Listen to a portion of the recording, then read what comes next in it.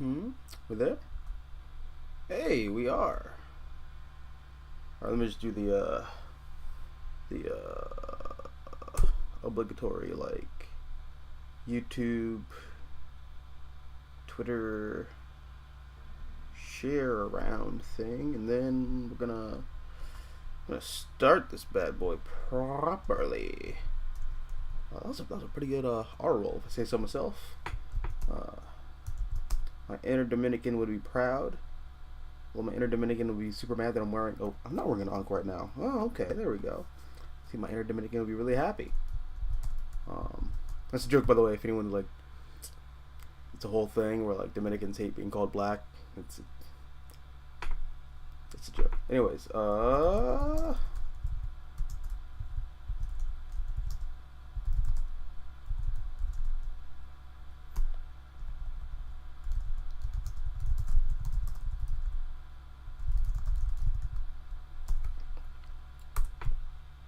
boom! Alright.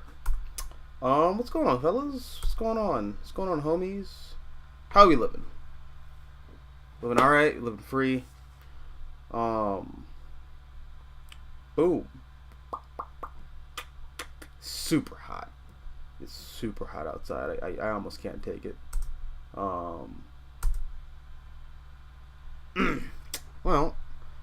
let me just pull my comics out that I got this week. Actually, let me share this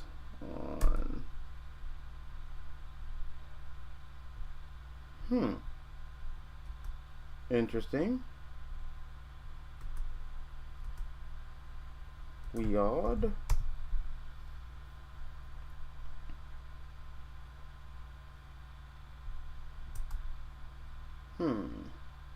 Well.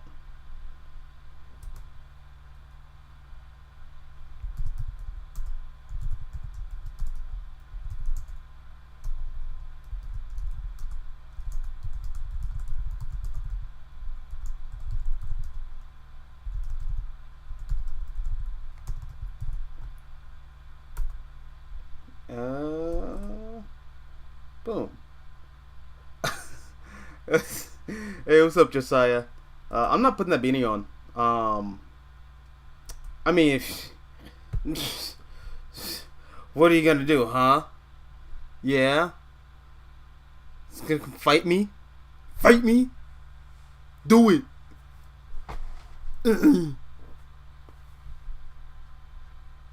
How about this? I'll put the beanie on if you put on the maid uniform. That's the deal. Wait, I gotta do the Donald Trump, like a classic not Undercover Boss. What the fuck is that show? The Art of the Deal. Yeah, there we go. There's my Art of the Deal. You put on the maid outfit, and I'll put on the beanie. Deal or no deal? Wait, no, that's Howie Mandel. He's bald. I'm not doing that. I'm not gonna cut my hair for that bit. Not yet, anyways. Ugh. I have an emoji water gun and I'm not afraid to use it. Guess what? I have a water bomb tool. Let's see if he'll squeeze the trigger first. Don't test me, I'm crazy. What's up, buddy? How about this?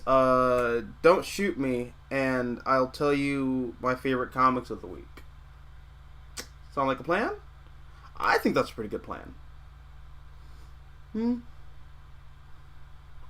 Some kind of trade offer there. I'll admit my negotiation skills could use a little work, but I think I'm a natural at it. As evidence as Josiah not shooting me in the face with a water gun yet. All right, so let's get into this. My bike pump, the thing that I pump air into my bike tires, which I haven't ridden in over a year. It's fallen. Let me just do this. Stop being melodramatic. All right. Let's see what comics I picked up this week. Kind of a light week this week. Not that there isn't any comics coming out. It's just I'm getting a lot of my stuff in trade. Also, I think I showed you like I did a whole stream about the like 5 long boxes that I got. I finally cleared out like most of them. I was planning on doing a stream with like all of them, but like most of it's just stuff I already have in my collection, so that I didn't really see any to like really go over it. But I don't know. Anyways, let's see. Is that what my hair looks like? God. Hold on. I am not gonna sit here and rock the '90s Tim Drake look unironically. That's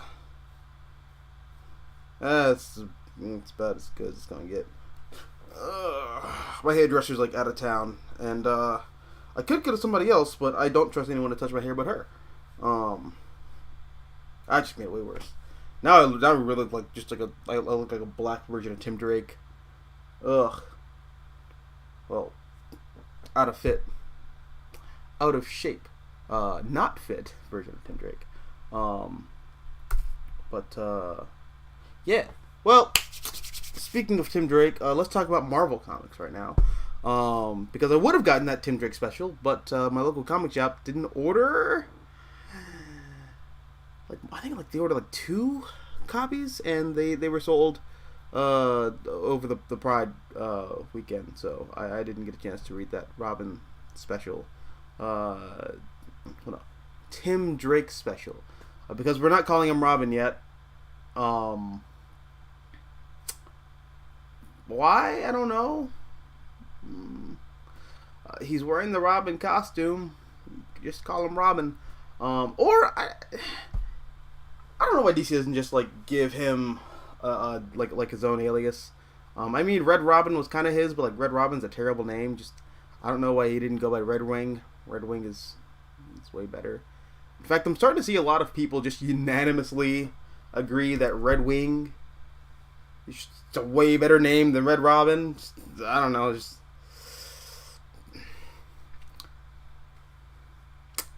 Here's a thought, DC. Editors, we gave you a free idea. Please take it.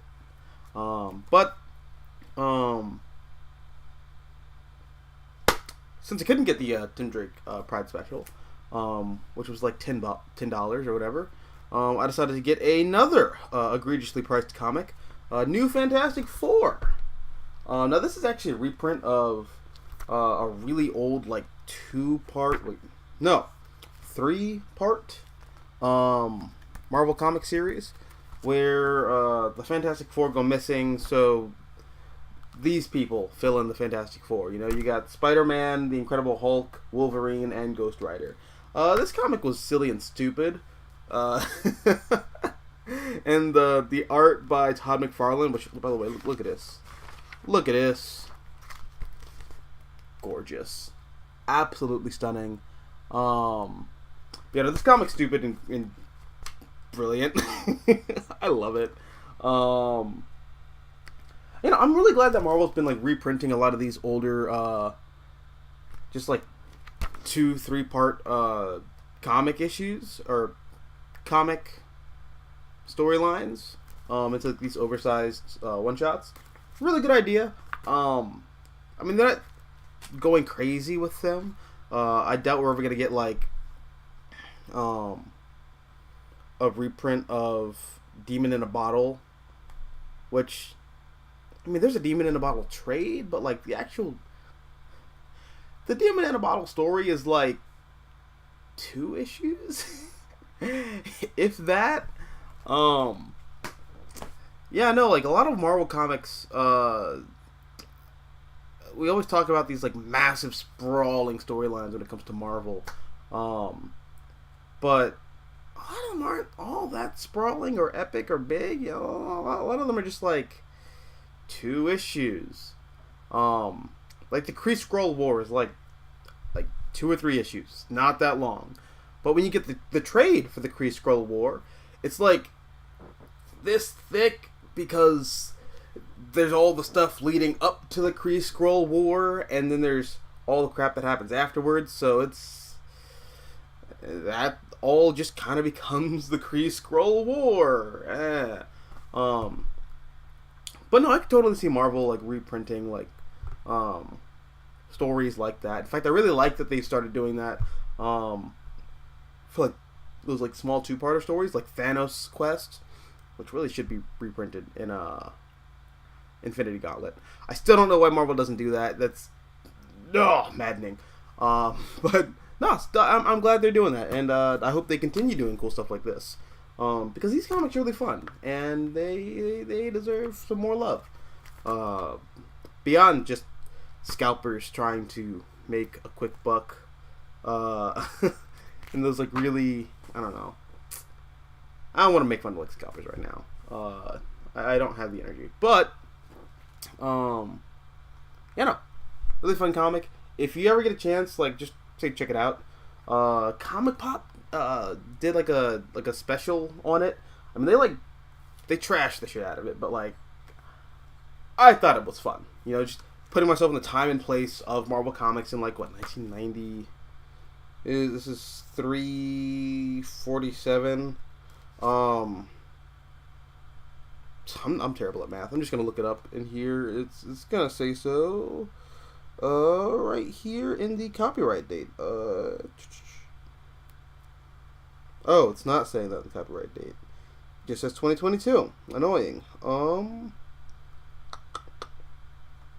Really? You're like, are you gonna be like this annoying? Hold on a second. 1990.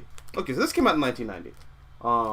I forgot where I was going with that whole thing with the dates, but yeah, no, still fun.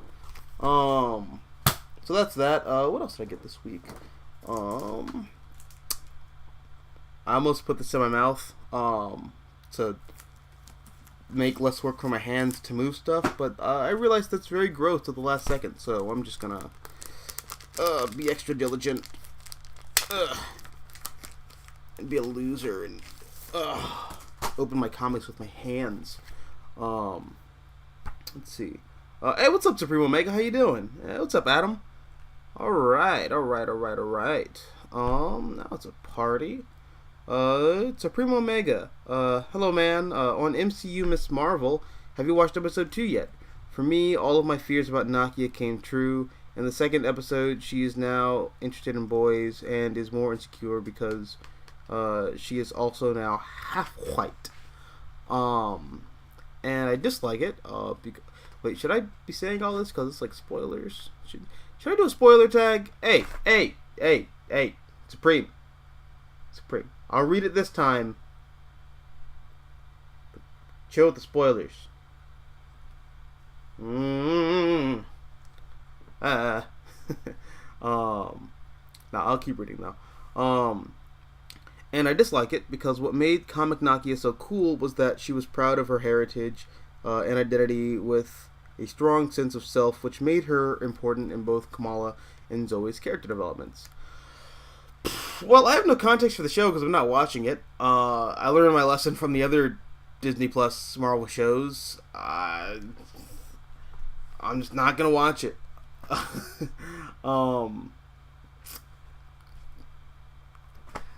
The actress who plays Miss Marvel, Eamon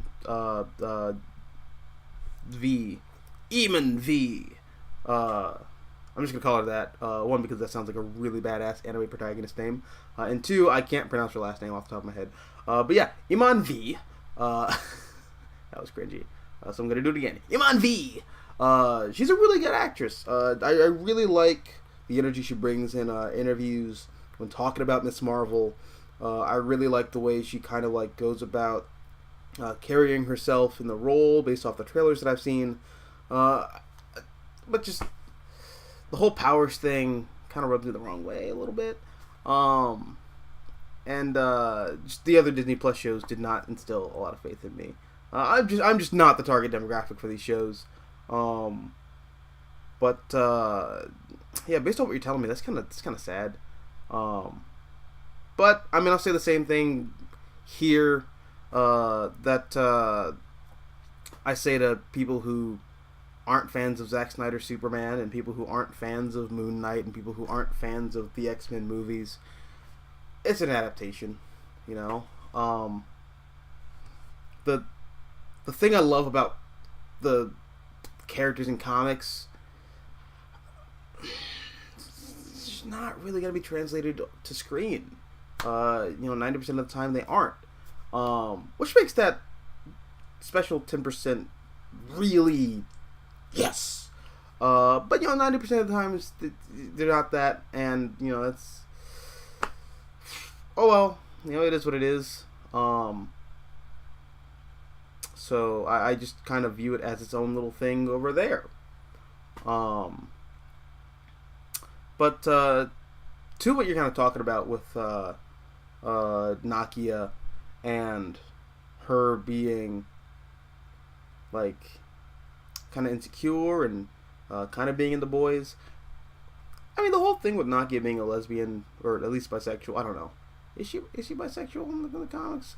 I know she's dating Zoe. Spoilers for anyone who is not reading Miss Marvel, but like, why would you care? But Nakia in the comics like dates Zoe, and that's the thing that comes way later in the comic, like after the third relaunch of that book, post Secret Wars. That's like a development that comes later in that character's development cycle. So I mean, if they change some stuff, they change some stuff. All right, it's fine, whatever. Like, it's the MCU. This is a universe where like Moon Knight is a Power Ranger and Spider-Man is running around with like an Iron Spider costume for like 4 years. Like it's not the comics. They're gonna do some weird stuff. It's fine. That's how I feel about that, anyways. That's the nirvana that I've reached with the MCU and just comic book adaptations in general.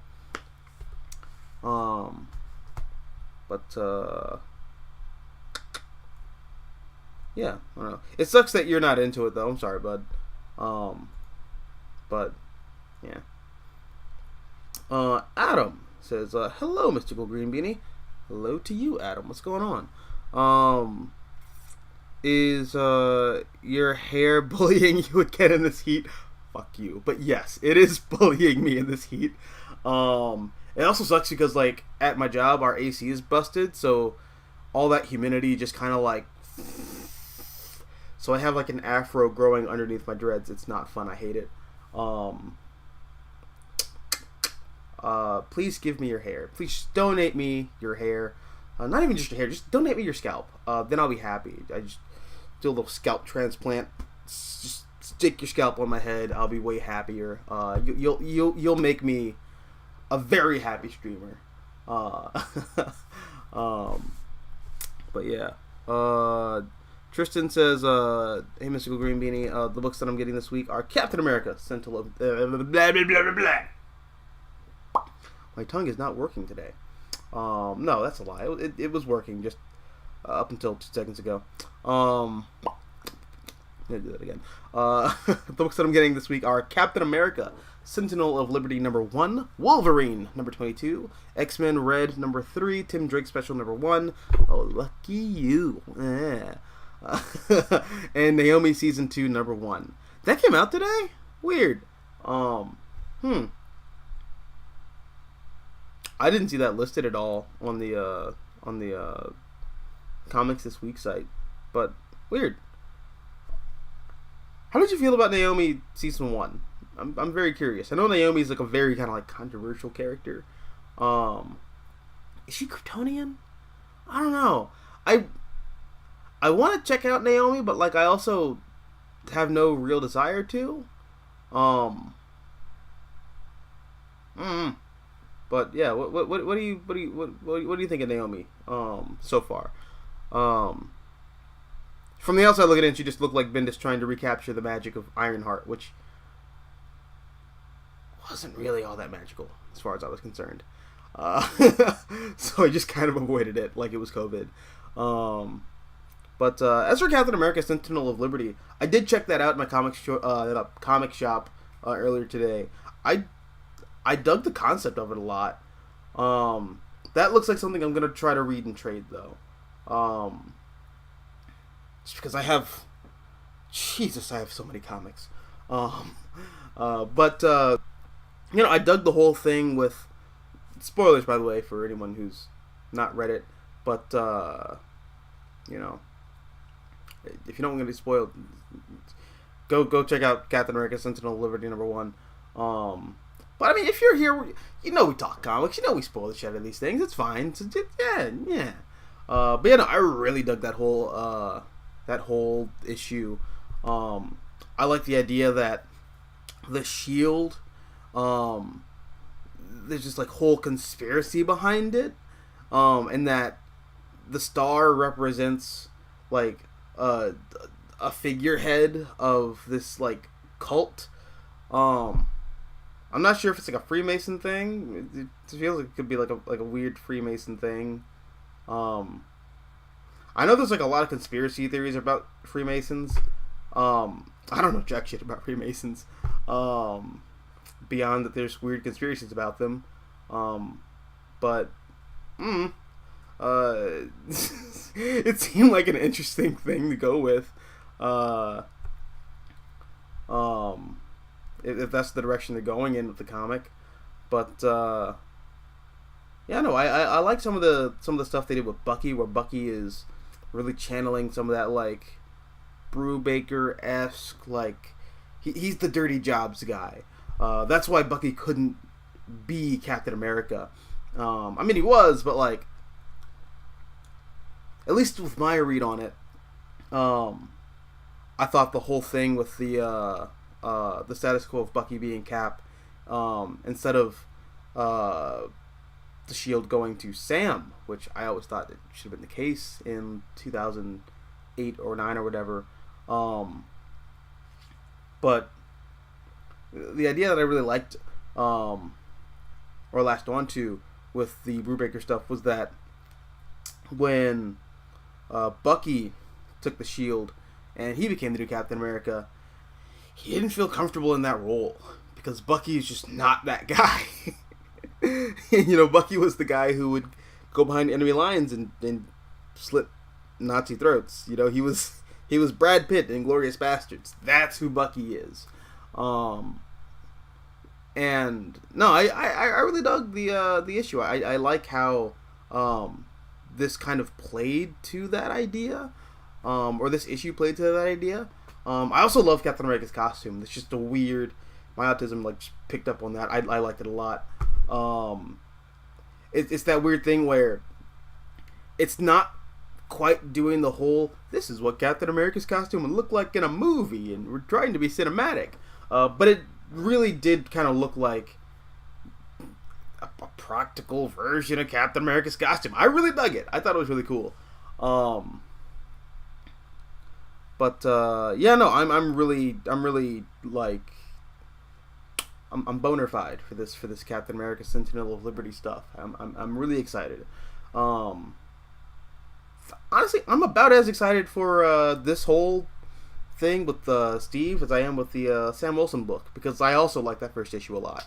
And I'm glad that both Sam and Steve have like really good books going on right now, based off the first issue. Let's see how the second issue for both of these books play out. But yeah, so far so good. Captain America good. America #1. Yeah. The Beavis and Butthead, like, yeah, America #1. That's Beavis and Butthead. Let's see. I was talking so much, the chat just abandoned me. Okay, there we go. Alright, so Primo Omega says, no, Nakia didn't date Zoe. Nakia rejected Zoe's affection, but in a calm and kind manner. Yes, that's true. I could have sworn they started dating, though. Is that like a Saladin Ahmed thing? No, it's not, because I haven't read Saladin Ahmed's run. Which I haven't heard too many kind things about, which is very unfortunate. But no, you're right. Thanks. Zoe got she got stonewalled. I meant to say stone faced, but somehow stonewalled feels right. Feels right within that context. Adam Cuano says, in your opinion, which death was stronger? The death of Superman or Flash, Barry Allen? Which had more weight and why? Barry was dead from when I was in kindergarten up to when I was in high school. Damn. I mean, when you put it like that.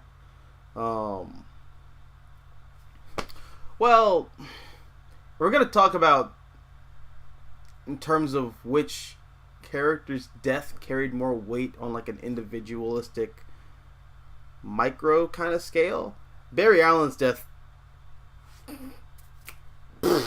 by far, because with the death of Barry Allen came the rise of Wally West, and with the Wally West tenure on the Flash, everything that anyone likes about the Flash came from the Wally West era. Sorry, I just hiccuped. That was nothing but meatballs and spinach. That's what I get for watching The Sopranos while eating spaghetti. Anyways, the death of Barry Allen laid the groundwork for Wally West becoming the Flash, and just everything that everyone kind of knows about the Flash comes out of Wally West, you know? Speed Force, Hyper Time. Hyper Time comes from Mark Waid's run on the Flash. All the weird stuff that the Speed Force can do. The expansion of the Flash family, that comes from Mark Waid's tenure on the Flash. A lot of the nuance is kind of like built into the Rogues.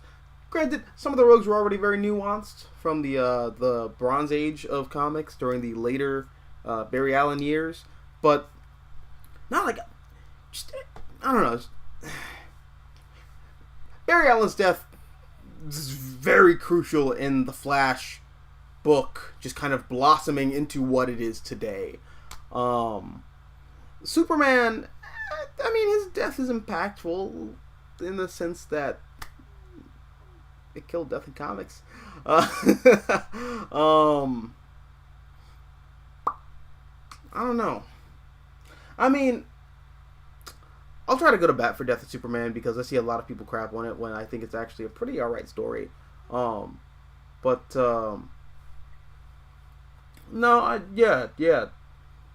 the more I'm like just kind of going through it verbally, no, dude, I gotta say that the death of Barry Allen is way more impactful than the death of Superman. But then I don't know, because out of the death of Superman, we see the destruction of Coast City, which then this is how we get Parallax, and also Cyborg Superman, and those are like big characters that are major players in DC's cosmic universe. So I don't know, it's interesting. I don't know, I gotta think about that one. But like my gut answer, like if you just gored me and just kind of like reached in and pulled an answer out, it would be an action figure of Barry Allen's shriveled husk.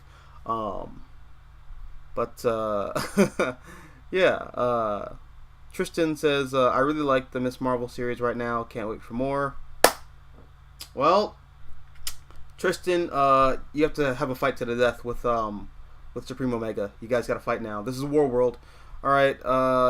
Neither of you can be the unblooded sword that Superman's role has already taken. Fight to the death. Do it. Finish him. Josiah Haynes, you got a dead fro. Ah, you're not wrong, but stop going on my hair. Goddamn. Uh, Adam Keanu says, "You want my hair, my my man? I currently got that Goku hairline right now."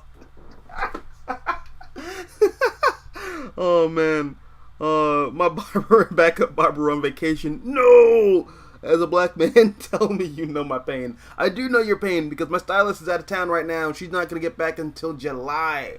I am hurting. I'm hurting real bad.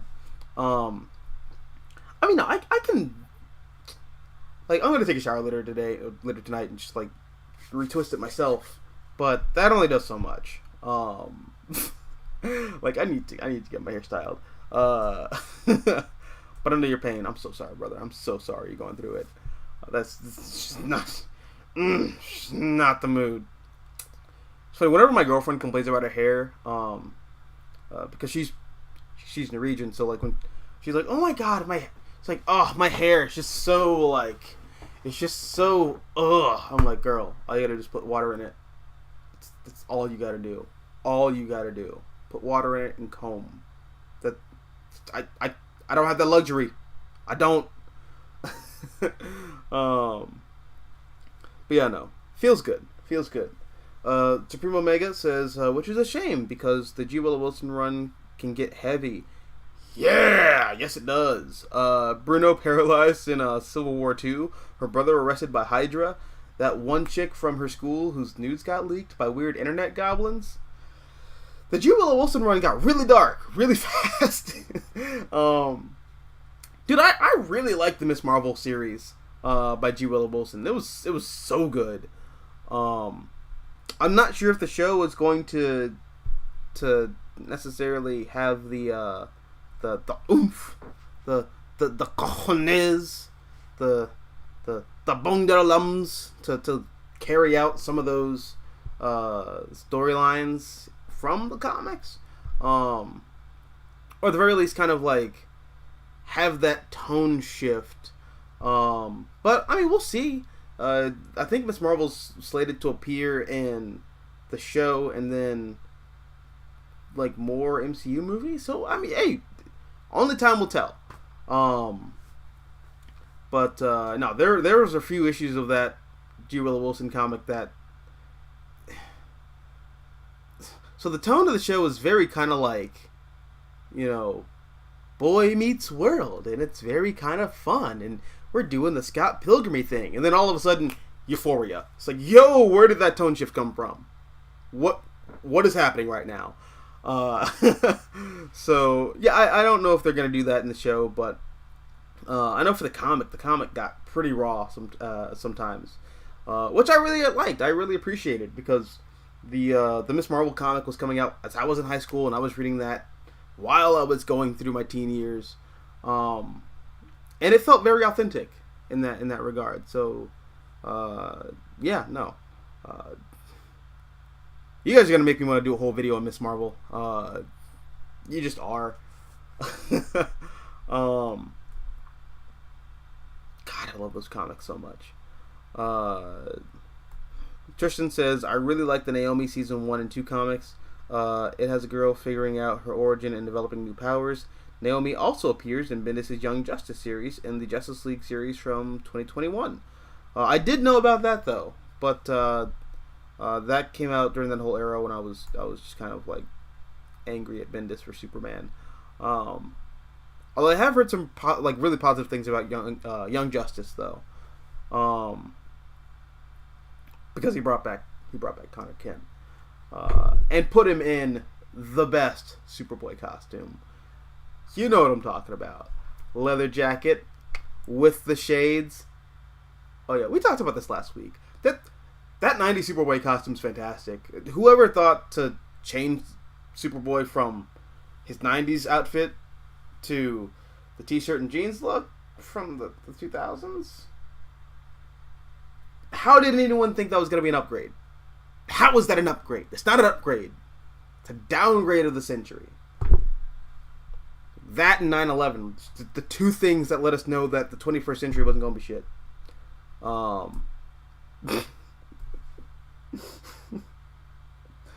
Sorry, I need to.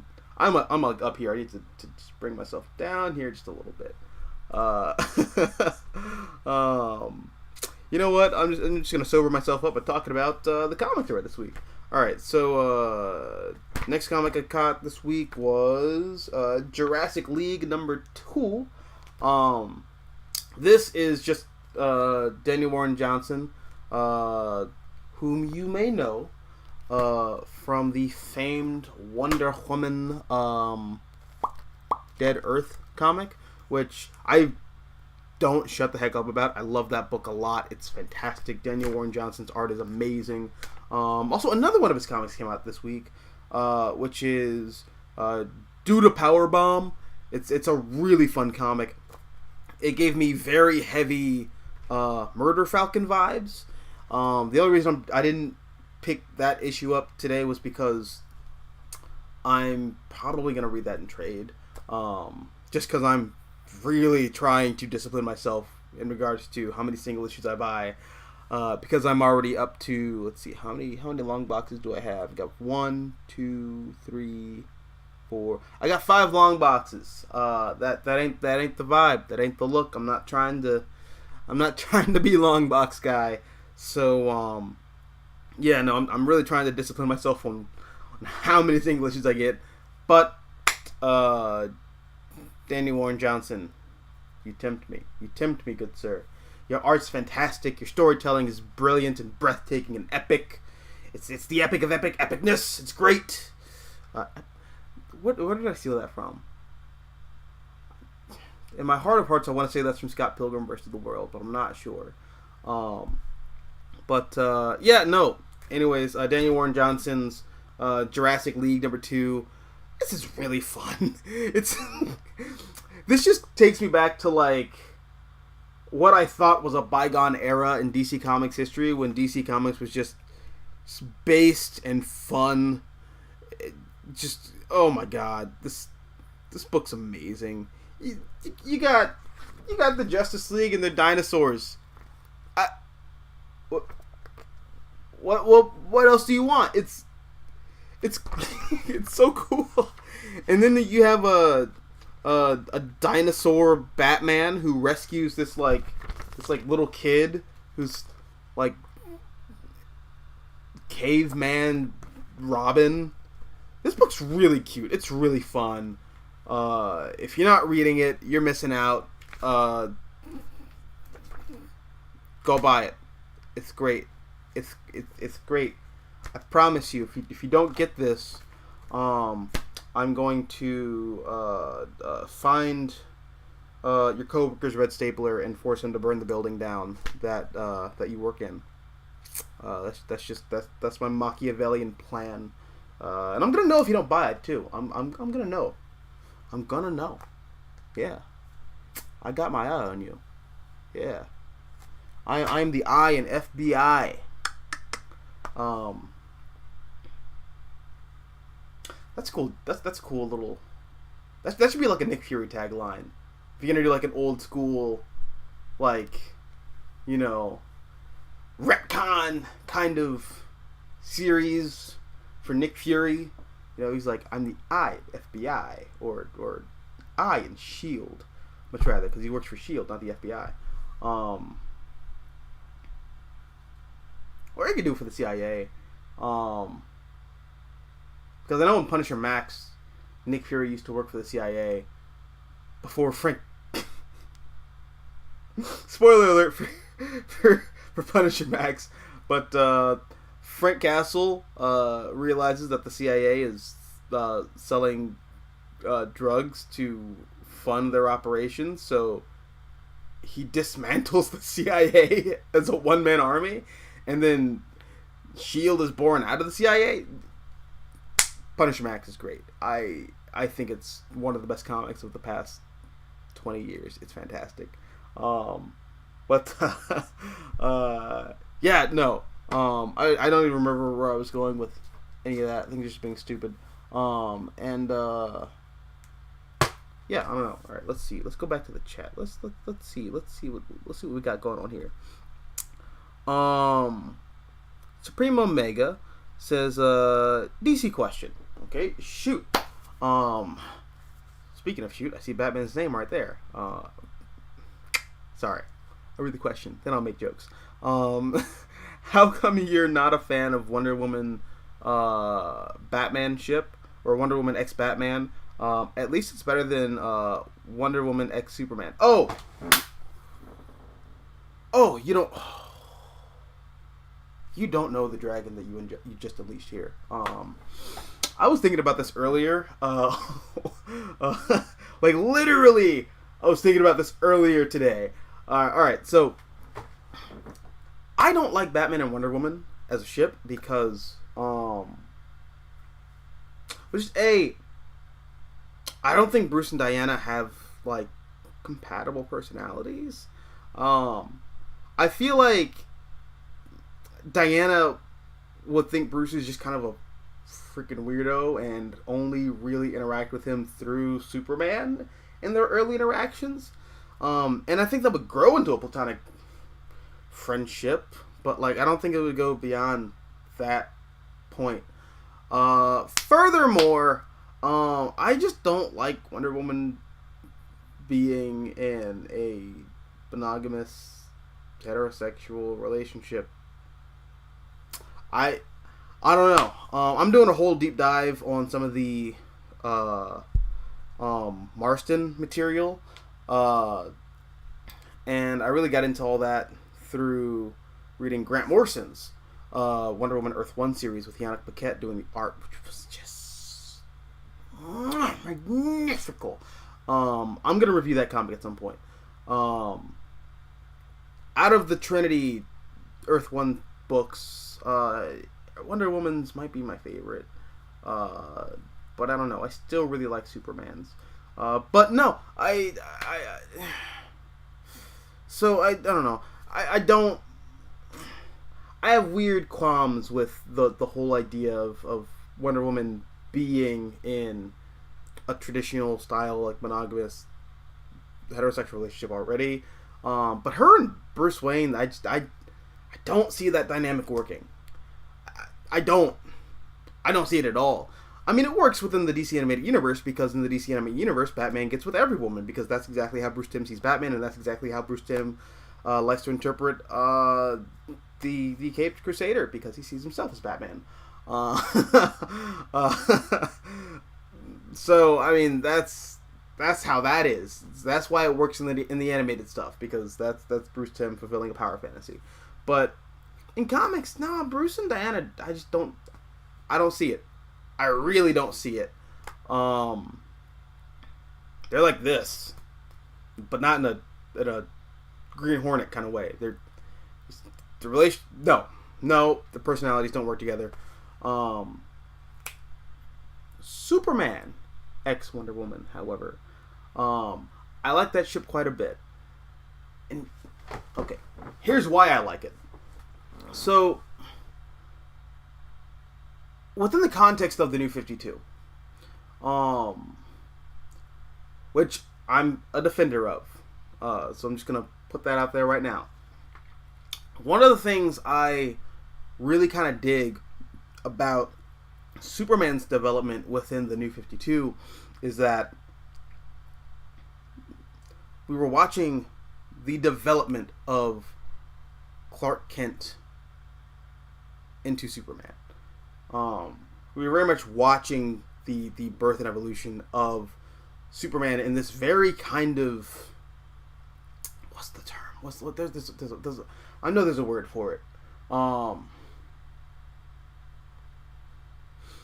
Everything that we kind of experienced the character go through from 1938 into 2010, we were kind of watching that play out in a very streamlined, like, meta-narrative kind of way.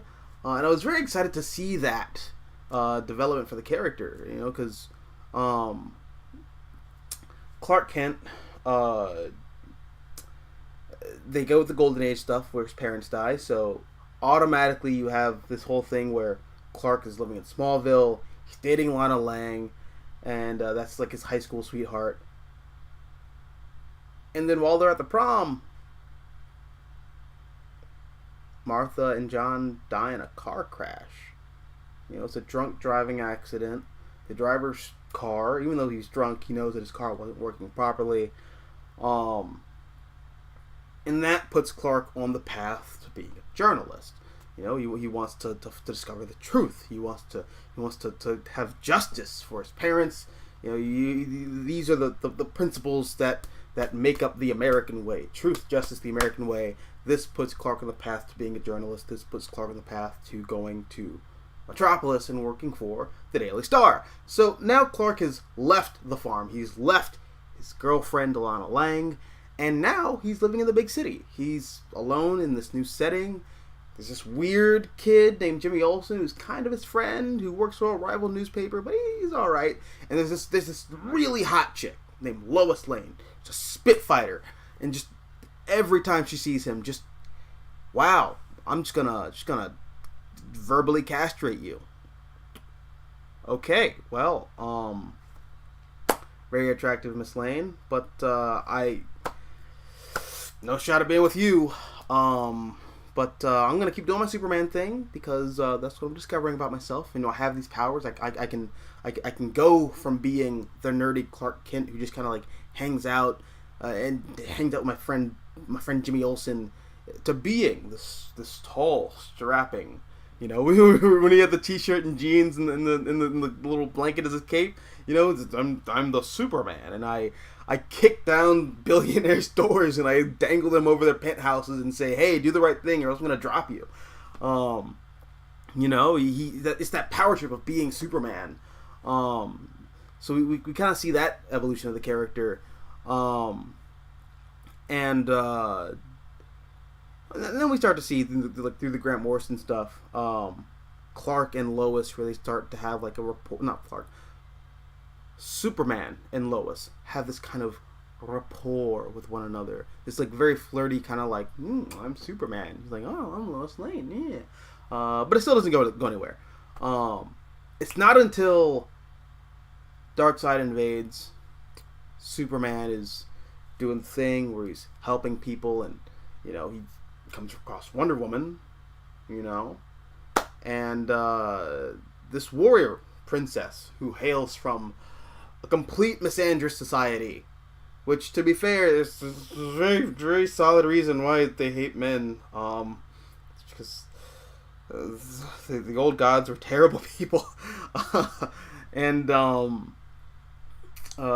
so Diana comes from this like complete misandrous society, and she sees this Superman, and she's just smitten as a kitten. She's like, "Oh my God, that's a man right there." And Clark's just doing the Superman thing, and he's like, "Oh, this chick thinks I'm hot. Cool. I guess, yeah, we're doing the thing. Cool." And then that relationship kind of starts to formulate, starts to roll. But it's a relationship that forms as both these characters, Superman and Wonder Woman, are finding themselves. It very much was like watching a couple get together in college, and that relationship's not going to work out, but it's going to aid them in very painful but very useful character development for when they get older. And yeah, no, that's how I saw it. The Superman Wonder Woman relationship was all a part of Diana and Clark's journeys on discovering who they are as people. So that's why I really liked it. That's my very long-winded explanation for why I'm a Superman Wonder Woman apologist. I don't like it as the standard, but I like it as the stepping stone to get both of those characters to the standard relationships that I think they should be in, which is to say, Superman should be with Lois Lane, and Wonder Woman should be in like a throuple with Etta Candy and some alien Amazon demigoddess, whatever, I don't know. She shouldn't be with Steve Trevor. I don't like that idea at all. I'm glad that DC's just kind of like shuffled Steve Trevor to the side and said, you and Diana aren't a thing anymore. But yeah, no. I like Superman X Wonder Woman way better than Wonder Woman X Batman. Adam Cano says, OMG, do you remember when Bucky became Cap, Dick became Batman, and Renee Montoya became the Question? I remember when Spider-Man called Bucky Cap. I knew... Oh! When Spider-Man called Bucky Cap, I knew his time as Cap wasn't going to last. Yeah, no, that's really funny. And I don't think that status quo is meant to last either. But that was weird how that all happened at the same time, right? Yeah. I never thought about that. Weird. Yeah, because Civil War happens, and then you get the death of Captain America. That's like 2008. And then Bucky becomes the new Captain America. And at that same time, Bruce dies in Final Crisis, and then Dick becomes the new Batman. And Renee Montoya also becomes the Question a little before that. No, dude, that's... Yeah, yeah. Wow. Wow. Interesting. And then after that,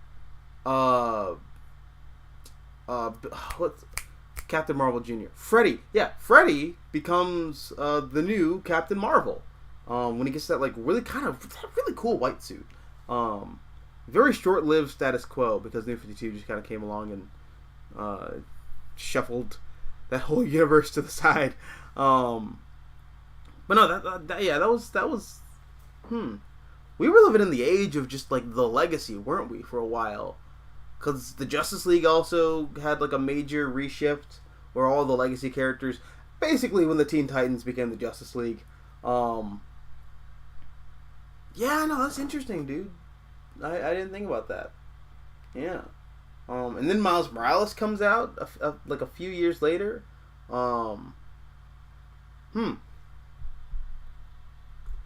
You got me thinking now. Damn.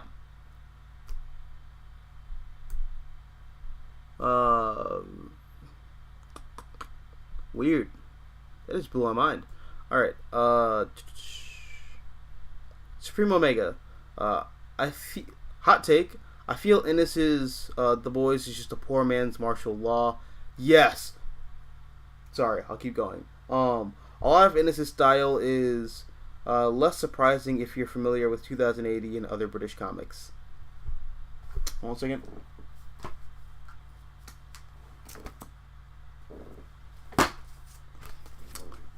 Yeah.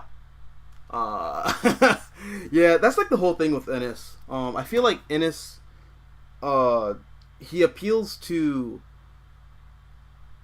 which is so bizarre. Garth Ennis appeals to an American crowd that is hyper familiar with American Western superhero comics. Despite the fact that he hates Western American superhero comics, he has this need to kind of take them down. It's a weird symbiotic relationship that he has with those. Whereas other British stuff, especially Judge Dredd, is just this shit is just straight up a Garth Ennis comic. In fact, I would not be surprised if Garth Ennis is written for 2000 AD. But a lot of wait. I actually saw a page in here earlier that was just kind of egregious and kind of silly, or it's just a bunch of people who are made up of genitals just kind of wrapped around each other, and they're this mutant hive mind of human genitals. It's very bizarre, but that's what British comics are like. Not sure if you guys have ever read Transmetropolitan by Warren Ellis. That's also very just kind of bizarre and twisted. Or even Grant Morrison's The Invisibles. also very bizarre and twisted. Even V for Vendetta by Alan Moore. There's like a weird kind of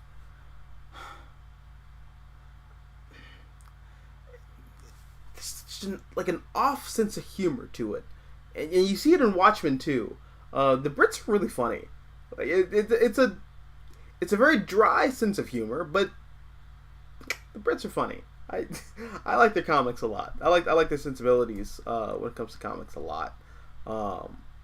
That's probably why we had the British invasion in the 80s. But yeah, no, like martial law is 1,000,000% the base inspiration for The Boys. If you guys haven't read Martial Law, I highly recommend you do so. It's gonna be hard to get your hands on a copy because the latest printing of Martial Law that I've seen came out in like 2002, and that was in like my local comic shop's basement, and God knows how long it'd been there. So, you know, if you can find it, you can find it. If you can't, you can't. But I do know about martial law. I haven't read it, but I have a buddy of mine, Jack Genocide. He was on the show when we talked about how Marvel and DC are kind of becoming the new Western religion, which is a very horrifying prospect in and of itself. But a lot of that content is reflected in martial law, which I find really fascinating and horrifying. But yeah, no, that's a good pull, man. I don't know if I want to like crap on Garth Ennis and just be like, you're a hack, because I think to a certain degree everybody in comics is kind of a hack. I mean, it just kind of comes with the industry. But no, you are 100% right in that, and it's more or less ripped off martial law, which is very funny. And it's very cool that you know about martial law. You're in the cool kids club now. Yeah. Supreme Omega says, Dark Marvel What If Elseworlds question. What if Bruno died? Jesus Christ, man. What if Bruno died from his injuries in Civil War II? How would his death affect Kamala? How would her relationship with her supporting cast and Carol be affected? Well, okay. If Bruno died in that accident that he had in Civil War II, first of all, I'm sure that would be Kamala's breaking point in terms of idealizing and standing up to Carol Danvers. In fact, I think that would make Kamala have a Spider-Man No More kind of moment, where she gives up being Miss Marvel entirely. I could see her doing that, and I could also see her like receding within herself, and like pulling away from her family and friends.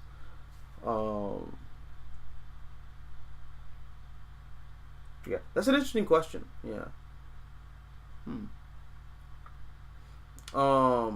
Supreme Omega says, on Superman, how come you're not a fan of Mark Waid's Birthright? Because a lot of fans see it as a good, modern, updated origin. I don't hate Mark Waid's Birthright. I just don't think it's all that, like, interesting. Okay, every Superman origin that we've had, minus two, they have something to really say with the character of Superman and do something very weird and interesting. And I don't know, Mark Waid's... I'm less harsh on Mark Waid's Birthright because Secret Origin exists. And Secret Origin is just kind of everything I don't like about Mark Waid's Birthright played up to 11. Yeah, no, just...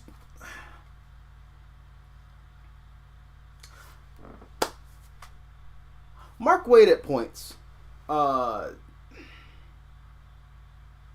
Sometimes Mark Waid perfectly exemplifies the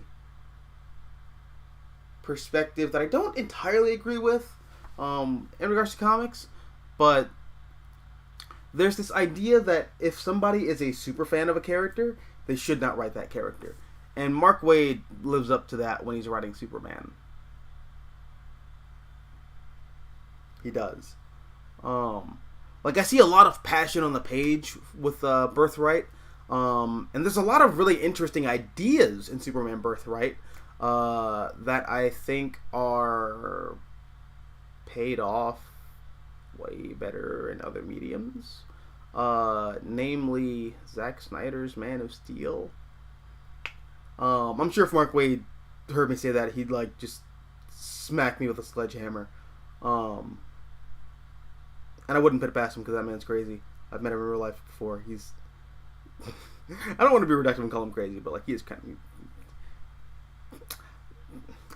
Comic creators often tend to be special individuals, and Mark Waid is a very special individual. But yeah, no, like Mark Waid has a lot of really interesting ideas with Superman Birthright. It's just I think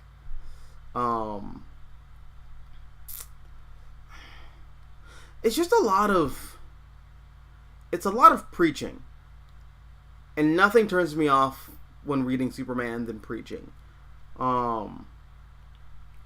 It's just that makes up like 90% of Birthright. Just cool ideas and a lot of preaching. Yeah, I don't know. I think Earth One's better. Sorry. Yeah, Earth One and Grant Morrison and Rags Morales' Action Comics are better.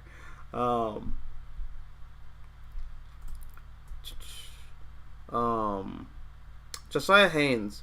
It's too late. Just go ahead and change your channel name to the Long Box Guy. Well, you know what? I think it's too late to change the name too. So, yeah. I shouldn't have made this channel in the winter time. Because that's when I came up with the name Mystical Green Beanie. It was like December or something. And I used to wear like this beanie that was like kind of like puke green. Yeah, no. That's what I get. Tevia says hello. Hello, Tevia. How you doing, bud? What comics did you read this week? This is a test. I have to see if you're worthy. No, you're good, bro. Supreme Omega says one of my favorite arcs in the G. Willow Wilson run is when Zoe has to deal with being rejected by Nakia and forcibly outed at her school. I feel the MCU will water that down into a more generic coming out story. Probably. I mean, yeah. Yeah, it's a comic book adaptation. They're all watered down. It just kind of is what it is.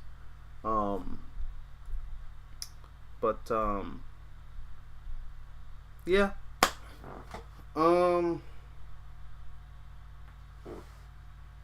Yeah, I don't know.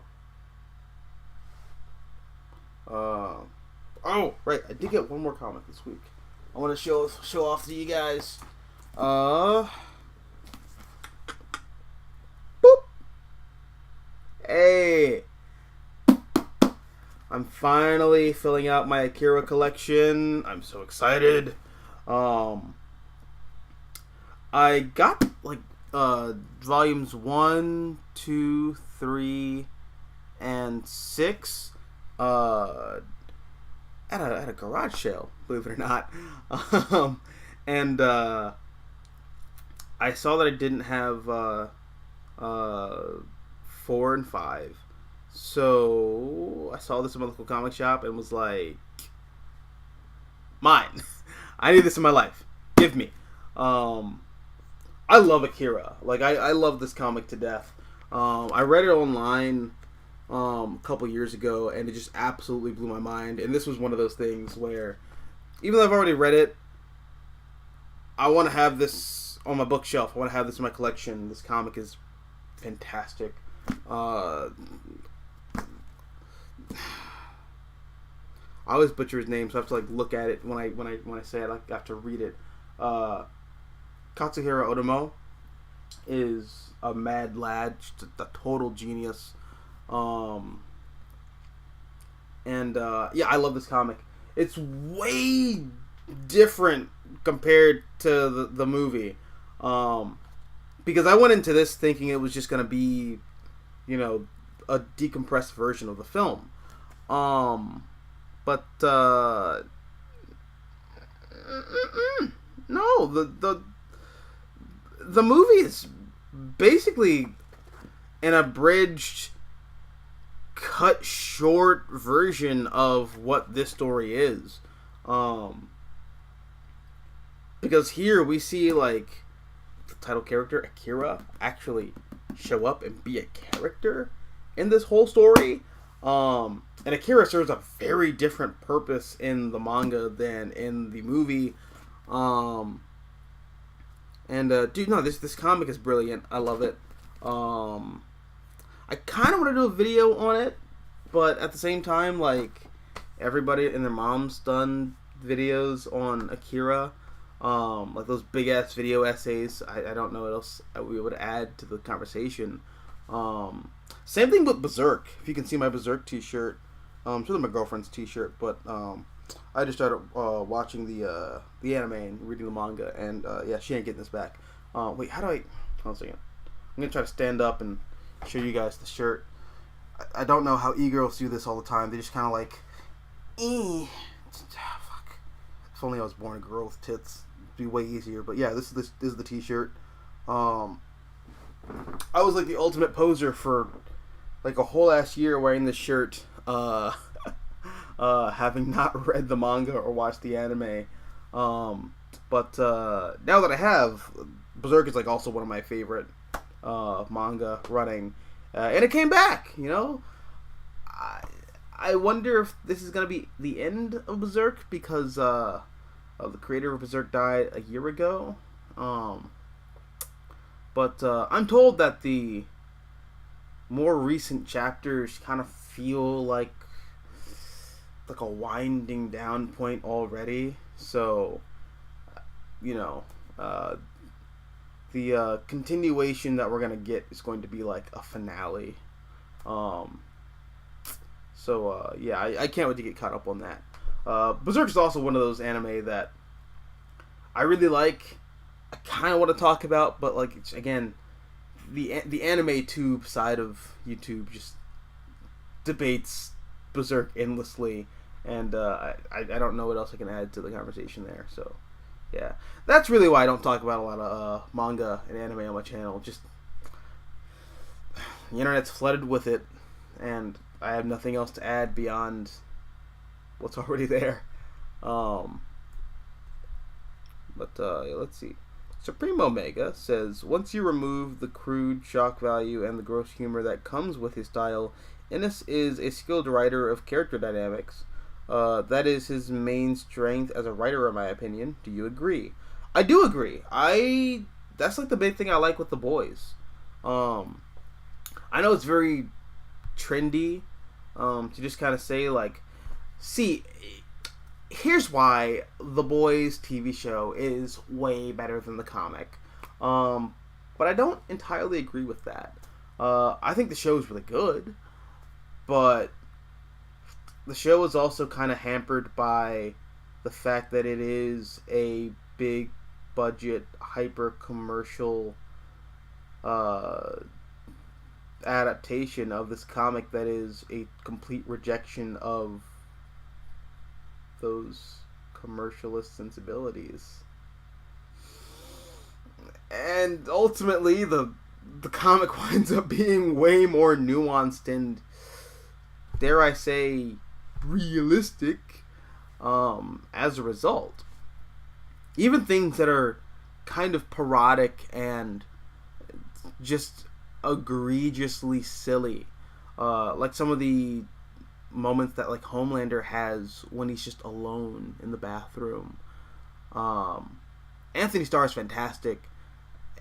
He does kind of feel like a mustache twirling villain though, compared to Homelander in the comic, who is a total bastard, but you feel bad for him. I mean, you feel bad for him in the show, but like he's broken in the comics in a way where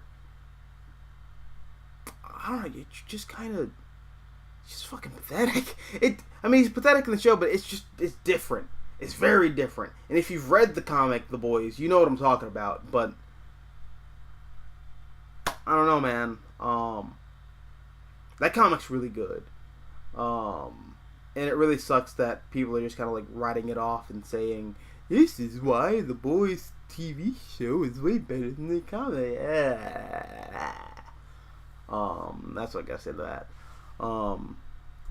But yeah, no, I completely agree with you. The comic is a masterclass in balancing like character dynamics. Really good stuff.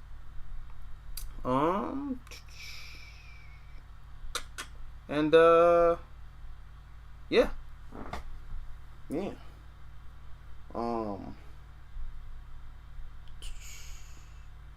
Supreme Omega says, on Bruno's Civil War II, what if death?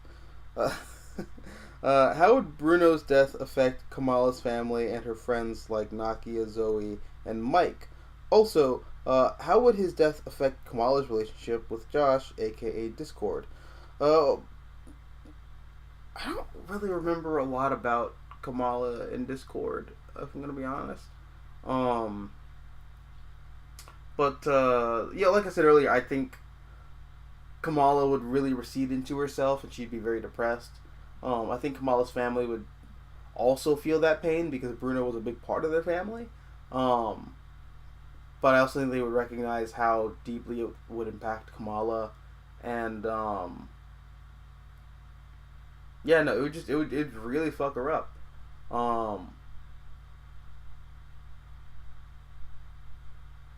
I also think you're asking this question because you hate Bruno. Like, hey, come on. But yeah, no. I think that would be a very interesting what if story if Marvel ever went back to doing what ifs, like proper what ifs, like not tying into the MCU crap. But like an actual like what if comic. I think that would be interesting. No, I don't hate Bruno. No, you're fine. I'm messing with you. But yeah. Let's see. All right. I actually might call it early this week, just because I actually have a video that I'm kind of working on. I'm very excited for. Well, not super excited. It's just kind of something that's been on my mind. I'm talking about superhero video game stuff. Hopefully I'll have that up by Friday. If not Friday, I'll have it up on Sunday. But yeah, guys, just not a lot came out this week. You know, I didn't really feel like talking about a lot comics. Plus, it's like super hot. I'm tired. I'm gonna go to bed. But yeah, no, I'm glad I got to hang out with you guys for a little bit and just kind of get back in the groove of talking about comics every week. But yeah, guys, great talking to you as always. Ow, that hurt so much. God, I fucked up my shoulder earlier. It sucks. Getting old sucks. Anyways, I'm the Mystical Green Beanie. Not wearing my beanie, but I do have the Dead Fro rocking under this. Yeah. There we go. As always, until next time, adios nachos. Adios.